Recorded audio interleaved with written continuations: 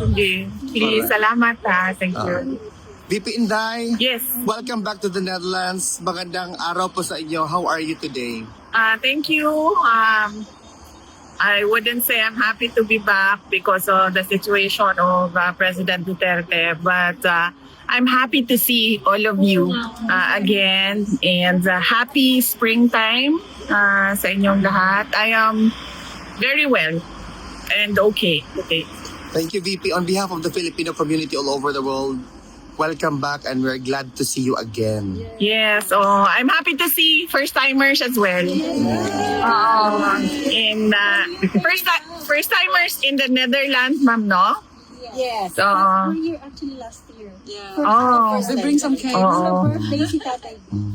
Salamat. And I think malaki din yung celebration nitong nakaraang March 28 para kay President Duterte. So nagpapasalamat din ako sa mga Filipinos overseas na pumunta dito sa Hague noong March 28 para mag-celebrate dito sa Duterte Street and mag-celebrate din dun sa Malidel Park. So thank you sa inyo. Thank you, VP Inday. Next birthday. Yes, we always pray for that. No? Halos araw-araw yung dasal na sana ay makauwi na si President Duterte. Kami uwi. VP Inday. Sobra ma'am. Sobrang mahal ng Thank you, ma'am. magastos ma'am. VP Inday, how was your visit with PRRD after a while, ma'am, of not seeing him? Okay lang naman. He looks well. He looks healthy. And wala naman siyang mga problema. I suggested na magpa-physiotherapy siya, but he refused na mag-physiotherapy. So, we'll see tomorrow kung makumbinsi natin siya na physiotherapy in lieu of his supposed dapat everyday exercise. Yes. VP, what is your initial reaction when the jurisdiction was established, decided by the appeals chamber, ma'am? Well, I accepted it as it is. Discussion na rin naman namin yun ng mga abogado, no? Na we don't see any way that the ICC will let go of the case of President Duterte since isa na lang ito sa dalawa na ICC cases, no? So we don't think na they will let this go. Is it the same sentiment, VP, with respect doon sa confirmation of charges? Yes. Okay. Same lang, no? Na this will really go to trial, and the best way to move forward is to prepare for trial. VP Inday, the burning question is that how do you maintain such a vibrant and very beautiful vibe amidst all the persecution done to you by your detractors? Siguro. No comment. No, I've always been like this. Yes. Even before I was vice president, and hanggang naging vice president ako, and I don't see na magbabago yung disposition ko because of a few problems here and there. Sabi ko nga lagi, di ba noon, na parang tipong ang pinaka problema lang ng isang tao is magkasakit or mamatay, because death is the ending, and then disease or sickness is going towards the ending. VP, just to be political also, what is your position? A lot of people, especially individuals na talagang gusto kang ma-impeach, are already spreading statements sa social media or sa mainstream media that you will be impeached and there will be impeachment sa Senate against you.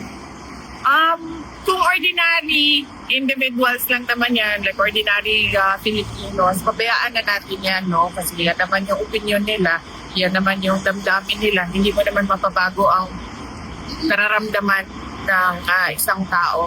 but it is different siguro kapag congressman na yung nagsasabi or senator na yung nagsasabi. Kasi magtatanong ka, bakit sobrang sigurado ka na Yes. tapos na ito? I was about to ask VP because Representative Ridon actually even made mention in an interview that you're very clear na talaga that there will be 106 votes which is required for the articles of impeachment na ma-endorse doon sa Senate. Oh, well, hindi ako makakomment sa kanyang mga nalalaman kasi hindi ko alam kung ano yung alam niya. Okay. VP Inday, just to conclude this interview, VP, no, para siguro jet lag ka pa. Wala, okay lang ako. Okay lang. VP, what's Natulog ako ng mayos. Okay. Hindi mag-jet lang. VP, what's your message to the undying, unwavering love and support to the former president and to the Duterte family, to you and your siblings as well? Yes, oo. Undying din yung pagpapasalamat sa lahat ng mga kababayan natin. In fact, kanina, as you mentioned, to bring the message to him, sabi mo, hindi kayo susuko. So, pinaabot ko din sa kanya, sabi ko, nagsabi sila na hindi sila susuko. At sabi niya na sumuko na daw kayo. Kayo. Well, hindi ko alam kung joke yun or hindi. But traveled miles away for him. for PRD, I would take it as a joke.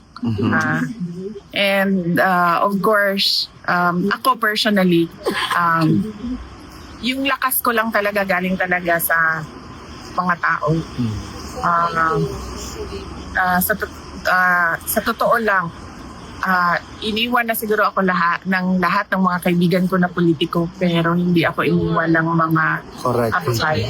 So in politics, what's the Yung idea for kami. you? Correct. Ako, No matter what. VP, another statement coming from perhaps sentiments by the Filipinos. Are you ready to become the next president of the Philippines? I'm already a presumptive candidate because I declared my intention to run for the next presidential elections. We can only pray that there will be a presidential elections on 2028 and it will be honest, orderly, and peaceful. On behalf of the Filipino VP, mabuhay ka, mahal ka namin at asahan mo ang suporta namin. Duterte! Salamat. Mabuhay ka, VP.